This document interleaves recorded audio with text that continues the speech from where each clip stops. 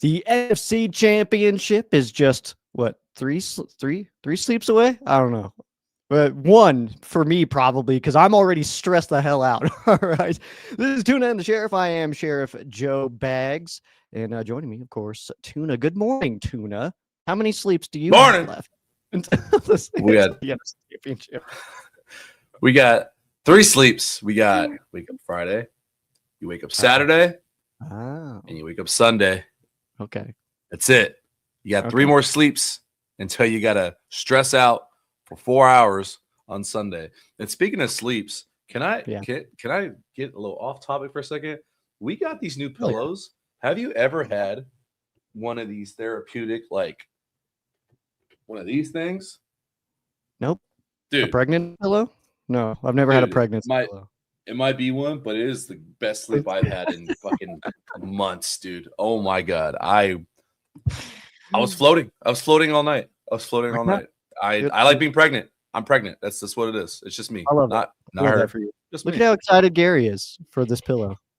That's amazing. I'm just kidding. Ooh, there we go, Gary. That's what I'm talking about.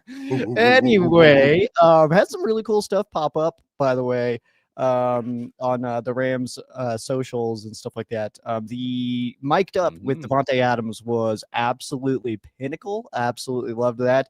Whoever that friggin' reporter is at the very end, it was like, that cracked me up, man. Anyway, as he was walking off the field, the one he told you was like, "Hey, cool. It ain't that cold out here," but that guy cracked me up. But also between the horns, pinnacle. Between the horns was good. I actually did bookmark 2 mic'd up moments if you want to look at that real quick before we get back into the preview. I've got which one do you want first? Do you want the McVay and Stafford embrace, or do you want the McVay overtime rally speech? Let's do them in order. Let's go the rally speech and then the embrace. Okay. Make sure you put audio. Don't tell me how to live my life. I'm gonna give you no audio now. Okay, well, first of all, you needed it last time, so don't give me that. All right. Okay. Got it here. Ready? Yeah, let's hit it. Great speech. This is right after Caleb Williams' 4th down miracle that like other teams would just be like, all right, well, we lost. We are winning this game. Whatever happened, who cares? Move on. Be present. Let's go. Let's go out. Get it up in here. Family on 3. 1, 2, 3. I would run through a brick wall for Sean McVay. I absolutely love it, man. I love too that they asked Stafford about it, and he was like, "I had to go out for the coin toss, man." He's like, "So I actually had to take off." He's like, "I got the gist of it, though. I heard the beginning. I got the gist of it." I caught the end of it. It sounded cool.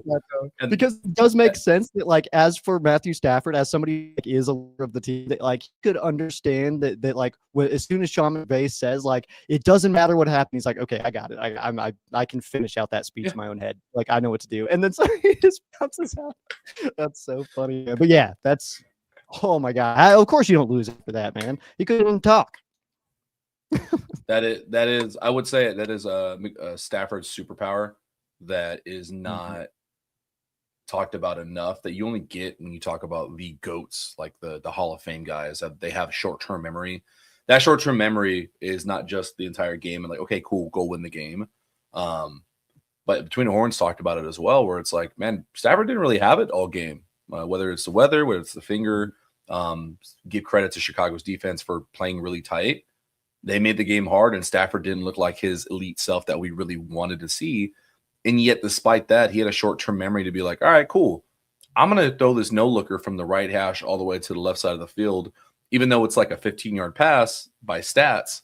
It's like in the air for like damn near almost 30, 40 yards. Yeah. And recognizing that he didn't play his best. Hey, yeah, look at great this. job. Hey, I love you. Hey, way to hang with me. I was dog for a while. Hey, you both, but hey, we won't be again. No doubt. So I was dog shit for a while. That's great. I talked about it on Ram Showcase last night that like that moment had like such drunk friend energy who like people who haven't seen each other in a long time. And it was like one of those like, it's like, dude, I'm sorry, man. I gotta be better at reaching out, man. I'm having a blast with you, man. We gotta hang out more. And it's like, no, man. Phones work both ways, man. I gotta be the better friend. It's like that's how that felt to me. It's so That's funny. literally I was gonna go nerdy. I was gonna go takes me back to the Warzone days, like Call of Duty Warzone, and you and your three buddies are just screaming at each other, "This is why you suck. I hate playing with you for 45 minutes." And then you win, you're like, "Man, we're the best team ever. We're so good. Like, we have such good communication." Man. Yeah, it's just fun, man. That was really cool. But to see them both kind of take that, and then Stu obviously perfectly asked those questions and timed it perfectly too, asking McVay last about that moment, and then asking Stafford about it right away when he came out. So it was kind of like the perfect little moment, and they both kind of were just like, "Yeah, man, that's my guy. I got to do better for him," and I just love that. That's cool. All right, this team continuation. Yeah, if you guys missed yesterday, doing a little fun segment, position head to head. Yesterday, I did not do a great job arguing on behalf of the Seattle Seahawks, who had the edge. No, the Rams are just that good, man. Offensively, yes. I mean, it's no secret the Rams have a much more potent offense. Like that's their namesake this season. That's why they have an MVP candidate. Puka Nacua is up for Offensive Player of the Year. Seahawks do have Jackson Smith-Njigba, but outside that, it's just not as highly touted because of the quarterback situation. I would argue defense, Seahawks will have an edge in a few of these as well. And it's no slight to the Rams. It's just the Seahawks have been playing phenomenal. Do you want me to stay as the Seahawks lawyer, or do you want to take a crack at it? No, I can't do that. I don't know how you do it. I'll be completely honest. I can't do it. I don't know. It's not in me. He said, no, I can't do it. Yeah, it's not in me. I can't argue that Seattle is better than the Rams in any setting. I just can't. I don't know, man. No one will tell you. All right. The one where actually I don't know why I marked cornerback. Yeah, that's actually the one that I'll give you. I'll give you. that's reasonable. That's the one that I'll allow you to give to Seattle, I think, up front. And so that's why when that popped up under corner for the Rams already, it's like, all right, I'll take it. But no. Yeah, we'll give this one cornerback over to Seattle. Yeah, we'll just do that. All right. Where do you want to start? All right. You pick. All right. Well, let me pull up the Seahawks depth chart here for myself, just so that I can kind of see what the heck you're mumbling about over there. But we can go ahead and start with edge. Starting with edge. I mean, first and foremost, they're hanging their hat on DeMarcus Lawrence. I would say that's a great pickup for them. When he came to Seattle, he's been reinvigorated from his time in Dallas. He's been a monster in some people's backfields, man. He has not gotten a sack on Stafford, knock on wood. Hopefully that kind of remains the same. But that combination of him and Derek Hall, they're a really good combo. This defense works really well. I don't know how many sacks they have on the season.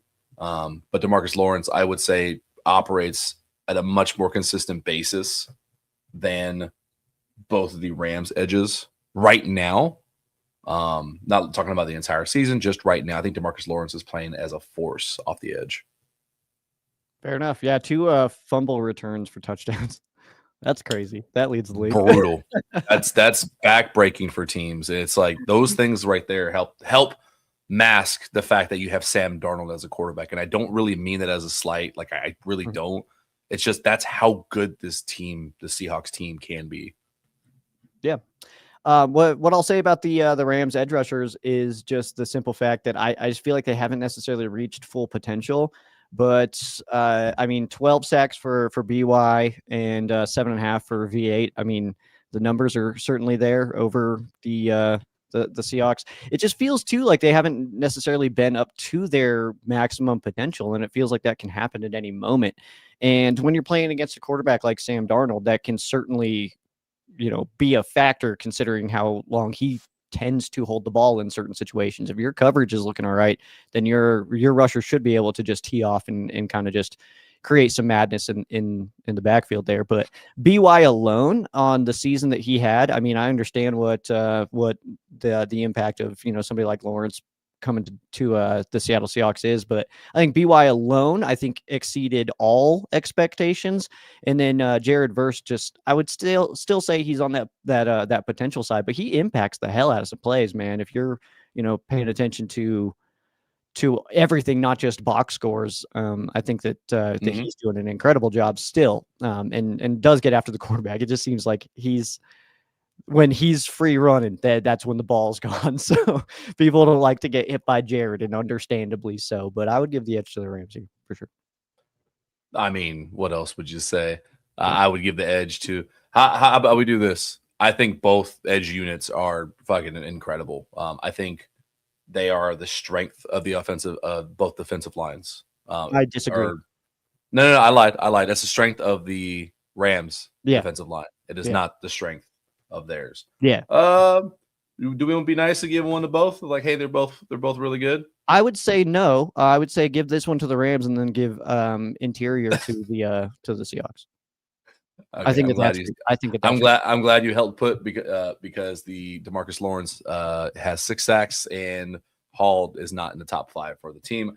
Meanwhile, the interior of their defensive line, it's pretty fucking incredible. They are the reason why the Rams could not do 13 personnel. They have not been efficient running the ball. They were not efficient running the ball against Seattle week 16. Leonard Williams has 7 sacks. Byron Murphy has 7 sacks.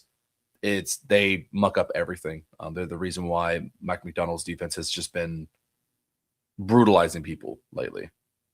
Yeah, absolutely, man.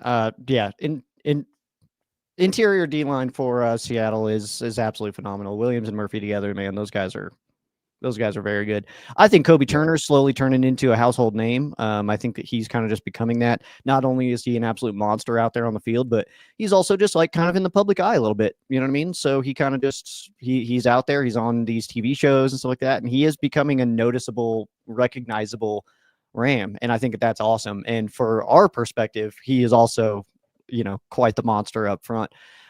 Braden Fisk, Poona Ford. I think that Poona Ford is in for potentially an interesting game. It seems like he's being talked about a lot this week. I'm a former Seahawk, of course, stuff like that. So I don't know. I really like our guys. I really like our interior guys with, Kobe, Poona, Braden. But I think that ultimately, I mean, Williams and Murphy, those guys are top tier, man. So I would give them that edge, but I would say that in X amount of time or in week to week, it could be that our guys are playing better, but call it what it is. Those guys are monsters over there. Yeah, it's like I said, this doesn't mean like, oh no, these guys aren't good, but it's literally just Byron Murphy and I already forgot his name. Leonard Williams are playing at all pro level, and it's reflected by it. A little bit underrated still in the national media, weirdly enough. Like they don't get talked about as much as I think they should be. Mm-hmm. They legitimately are like the engine to the entire defense. Another one that I truly do think Seattle does have the edge is interior linebacker, and I feel like you're going to push hard against this one. I will say Ernest Jones, second team All-Pro. I think he's leading the team in tackles. He's coming up with big plays all the time. He's looking like right now he's playing like a monster. He's playing like he's a top 5 linebacker in the NFL right now. It's like in the playoffs, it's hard to find an inside linebacker that's been playing better than Ernest Jones right now. And the fact, I will add this, there's no stat you could put behind it, anything like that. But the fact that he's going up against the Rams, I think that adds an extra boost. Like if this is Madden, he gets like a +5 motivation on his stats. So he gets a little stat boost because he has to come back and play the Rams this week in the biggest potential game to play a division rival. I don't think there's another inside linebacker better than him in the playoffs right now. Yeah, Nate Landman is absolutely phenomenal. Obviously, he comes over year one, improves our defense dramatically. Captain, green dot, he comes in and is just that guy, and he gets extended right away, reasonably so. But yeah, Ernest Jones is absolutely one of the best linebackers in the NFL right now. Where people are talking about it, it's like, Descendant's in here. I'm still wondering why we traded Ernest Jones. The intention was not for him to be on a rival. We traded him to the friggin' AFC. So the fact that this is even happening kind of sucks, and that was not our plan. But something happened there. We're not sure what. But I think that if anything, that's given him insane motivation. But yeah, he's playing incredible football right now. So I mean, it's reasonable. I've got nothing negative to say about Nate Landman. When you're comparing, one of the best defensive tackles in the NFL to Aaron Donald, it's like there's still an easy answer there. You know what I mean? Not to say that Ernest Jones isn't the Aaron Donald of linebackers or anything like that, but clear cut, he's playing like one of the best linebackers, if not in the NFL right now. It's there will be a lot of conversations this offseason, regardless of how this season goes, how it ends, these last 2 games. I will be talking a lot about the Ernest Jones situation because there's a conversation to be had about that. Not for today though. What can you even say? We know nothing. I know, but there's enough details just from what we do know that like the fact it doesn't make sense is part of the problem. That's my deal. But we've talked about it. We'll talk about it. Yeah. In the off season. Cornerback. I was pushing hard for them to get rid of Rick Woolen at the trade deadline. I wanted him to come to LA somehow, some way, because he's playing a backup. But right now they got a really good rotation. We get over here. Devin Witherspoon is starting. They have him listed at left corner. Right corner is Josh Jobe. Not that matters. Backing them up, Rick Woolen and I'm just going to say Pritchett. I can't say his first name, and I don't want to screw that up. And Ty Okada. This secondary is flying around everywhere. They are not the Legion of Boom back in the old days, but just at every level, they're very solid, and they're playing really well within the Mike McDonald system right now. I think you can, when I look at what I want a cornerback room to do, a secondary, do you have faith that on any given play, they'll get a pick and they will Ty Okada's a safety. Yeah, thank you. My bad. Reading the depth chart wrong. Can they come up with a turnover on any given play? I have more confidence right now in this Seattle secondary to put the brakes on a passing game than I do the Rams secondary, like in any given drive. That's just my thoughts right now. I mean, that's fair. I mean, they're extremely talented in this spot, and this is kind of notoriously all season been a spot that's been a little bit nervous for Rams fans. Yeah. So I think it's totally reasonable. And like Emmanuel Forbes has had stretches where he's played incredible. Playoff Kobe Durant is a real thing. I think that his ability to just show up in the postseason is crazy. Yeah. And then, we still got like guys like Roger McCreary. He's getting, time now, which is, it's kind of crazy. I don't think I fully have grasped the in my head that like Roger McCreary's a Ram. It just feels like such this like little like late edition kind of thing. I don't know. It's kind of crazy to me, but oh yeah, you're here. Yeah. And then like DK and stuff like that, who obviously he was inactive last week and stuff, but if called upon, I trust that he can make a play or something. So yeah, I just think that the top end talent of the Seattle corners it's present. So I think that's fair. Witherspoon's such a good talent, man. He is really fun to watch when you watch this film. This one's going to be interesting. The nickel / star position used a little bit differently in both roles. But the 2 guys we're talking about, Rams, Quentin Lake, Seahawks, Nick Emmanwori should be up for Defensive Rookie of the Year. I would argue the main thing, put stats away for both these guys because similarly, their impact is felt off the stat sheet by what you can do on the defense with them being on the field. Nick Emmanwori has allowed Mike McDonald to run nickel as a base and still be stout in the run against the Rams 13 personnel and be effective enough in the passing game. Nick Emmanwori, man, like, I don't know where he's like, obviously it's just experience and knowing where he's got to be all the time, but Nick Emmanwori is going to be a star. Like, he's like going to be Cam Chancellor Jr. I hate the fact that he's in this division. There's a lot of parts about this Seahawks defense that sucks that it's in our division. I'll be completely honest with you, man. Their defense is crazy, but Quentin Lake obviously is one of the best. So I mean, we saw it.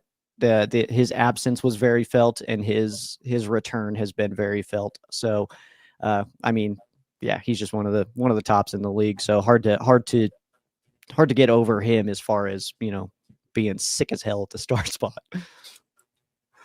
Even though I'm arguing for Seattle, yes, Wildboard, Nick Lake over Emmanwori, and the one reason why they both excel at 2 different things. Whereas Emmanwori can really be just the crazy enforcer in the box. He's very good in coverage as well. So is Lake. Go ahead. These comments I think are are misinterpreting what we mean by star position at all. It's not. We're not saying nickel. That's not in Seattle is running a nickel guy.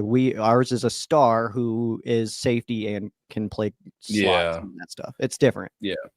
Emanwari does have a little bit of safety in him as well. I think he played a little bit of that in college, but I'm just talking about in their current system. The reason why I give Lake, even as a Seattle lawyer here, and I hope Rams fans that are watching can appreciate this secondary sucks even more without Lake. If you take Nick Emanwari out, there's enough talent on that back end to where it's not going to kill their defense. They're still going to be effective. You take Lake out of here, we have evidence to show that, like, dude, this is potentially not a Super Bowl team. Lake, for whatever reason, raises the rest of those ships on the back end. That's a slight edge for him. And yes, Emanwari plays everything as well. A little bit different impact right now. Captain, man. I mean, he's a captain and was a Green Dot last year. I mean, it's just a different setup. I mean, it's not just purely what that one player is doing on a specific play or anything like that. It's just the overall command in the defense. So I would say, it's a slide. I've got slide edge. Like, I'm talking slide. I'm not knocking Emanwari down a bunch at all. I love that dude. Like, he's my favorite Seahawks player to watch. That felt gross to say. Yeah, I don't like that. And then I love when people from other teams come in and don't like our stuff. It's like, well, we're not a Seahawks channel, so I'm sorry. No one said this was okay for you. Yeah, okay. You're not even the audience, my guy. You're good. Safety, go for it. Yeah, I like the depth of the Rams safety here. So I'm looking over here at the Seahawks depth chart. Kobe Bryant, Julian Love, Okada, obviously, but I think that the depth that the Rams have here with, Cam Curl, who's playing phenomenal football, man. Open field tackler. He's absolutely incredible. He played the hell out of that Caleb Williams pass in overtime last week. I know that much, man. Give 9 another shot, and that's all we could ask for at that point. But I would say the having like Tank as depth, Kinchins is depth, who is a notable Seahawk killer, I like our depth here a lot, and I would say that I would give the edge to the Rams here, and also Wild Boar. We're not talking about you, dude. So anyway, I was. I was funny. Safety. I would say, if I'm not highlight one safety from the Seahawks, to be Julian Love. Julian Love, he epitomizes that quote. He ain't always there when you call, but he's always on time. Every time I'm watching a Seahawks game and it seems they need a play to be made in the secondary, you can count on Julian Love to be around the ball. I love that they went and got him. He's from New York, right? He was originally a Giant. I absolutely love watching Julian Love play. As much as depth as the Rams have, as a whole, this secondary, I think, just plays better right now. Like, they're just like in sync in Seattle. I almost want to let the fans decide this one, because I really don't know where to go between these two, because I do feel strongly about the Rams safety group too. Yeah, I mean, I personally, I don't think it's that close. I don't think it's as close as you're giving it, just with Jordan Love. I think our depth and the top end is better, but I don't know. Joseph has spoken. Yeah. All right. All right. Here, obviously, we're going it's Shula versus McDonald, right? Is that your argument? Okay. Yeah. McDonald is, I mean, he's probably coach of the year. Yeah. He's done some absolutely unreal things there for Seattle. Everybody kind of had them pegged as like a team that maybe would be not great this year, and I think that they've kind of proven that wrong dramatically. So yeah, it's hard for me to say that Shula, who I really like, it's hard for me to say that he's better than McDonald. I just don't think that's reasonable. So I know I'm supposed to argue for the Rams, and I just didn't do that. But yeah, just don't want to waste time. No, absolutely. Right there with you. McDonald's there. So recap this thing real quick. I would say emphasis leads to, we all believe the Rams have a better offense, even though some positions edge them out just slightly. I mean, the eye test tells you to Seattle has the better defense overall. I would argue. Gonna be fun, man. This is if anybody wants to argue against it, again, 1 point and 1 yard separates these two teams in their two matchups, and their record against the rest of the league is just not even fair. We went over round 1 a little bit before. We can briefly touch on round 2, the last time that these two faced off.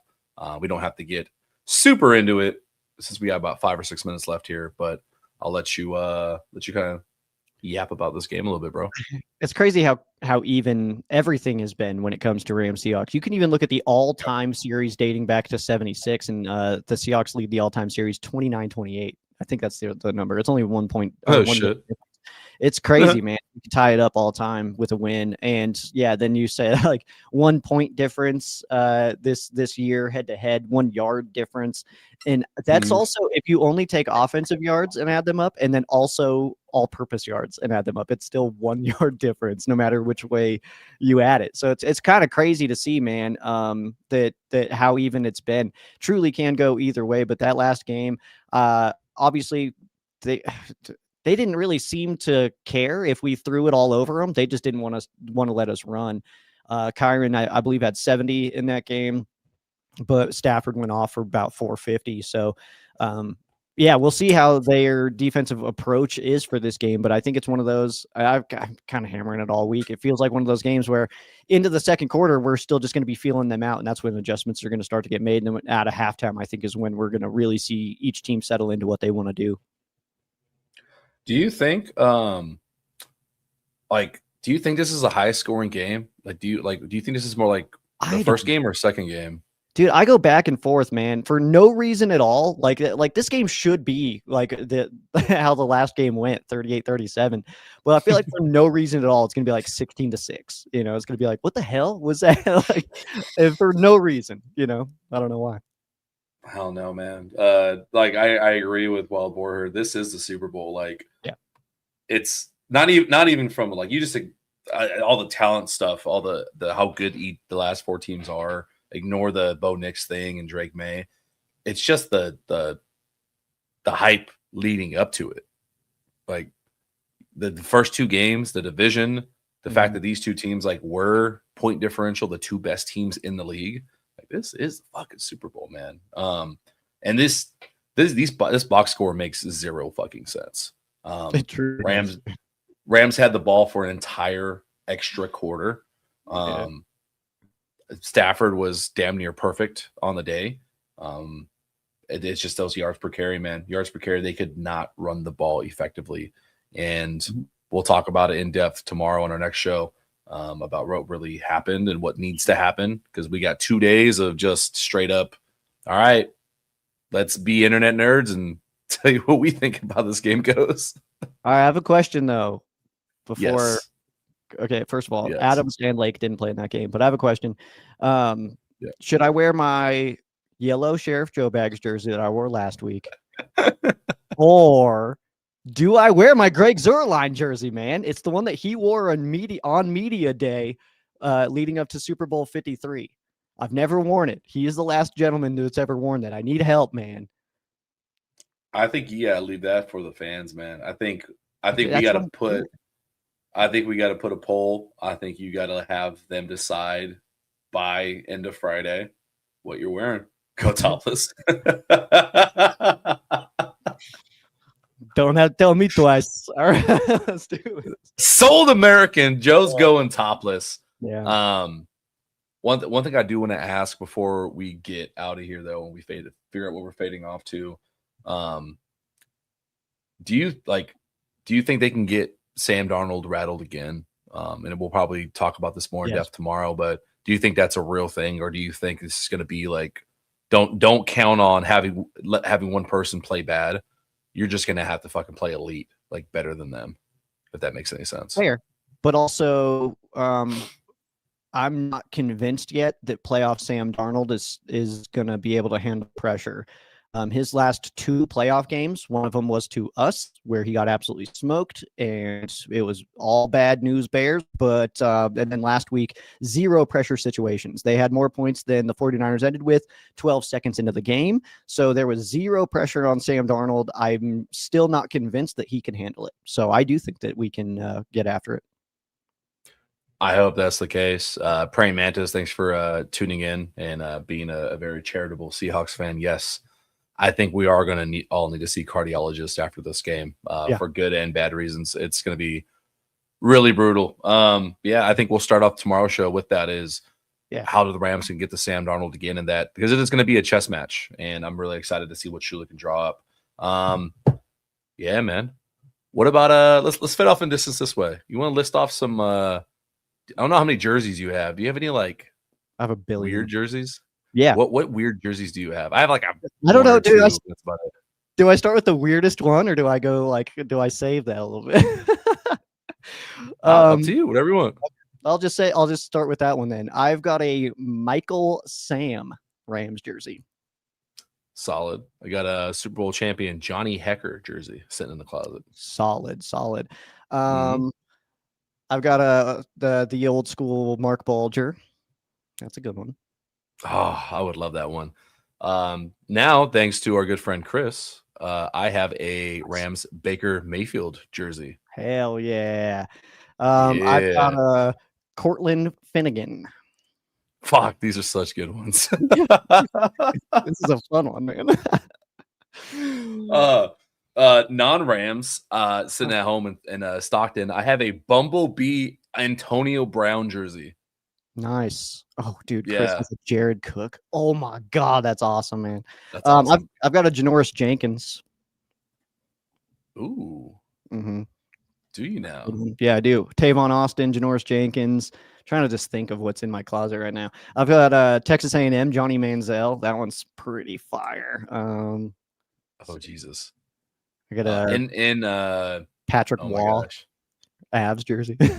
I'll even go cross sport. One of my favorite, actually probably my favorite player of all time. I have a signed Sixers Andre Iguodala jersey. Ooh, fire. I do have a Thunder Russell Westbrook jersey.